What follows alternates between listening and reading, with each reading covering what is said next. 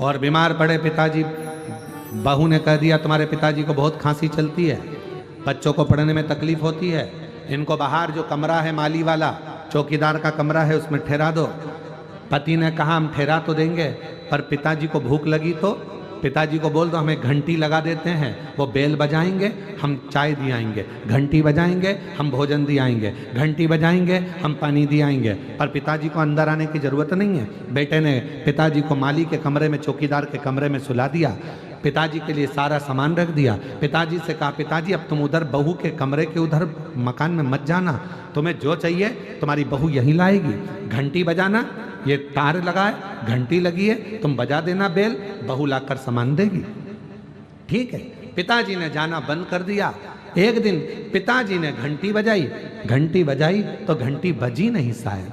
पिताजी पानी के लिए तरसते रहे। बेटे ने कसम दी थी कि उधर जाना मती, पानी मंगना मती, बस घंटी बजाना। बाप घंटी बजाता रहे, फिर भी कोई पानी लेकर नहीं आया। आखिरी में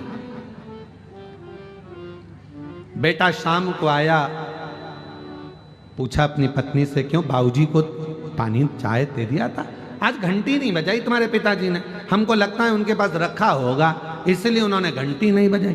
बेटा दौड़ कर गया अपने बाप के कक्ष में, जाकर देखा तो पिताजी तो जमीन पर पड़े थे, बेहोशी में थे।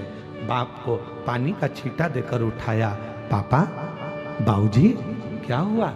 बेटा आज मुझे लगता है घंटी के तार को ऊंदरा ने चूहे ने कतर दिया, घंटी बजती नहीं है। बस इतना कहा, बेटा पानी पिलाता उससे पहले बाप मर गया।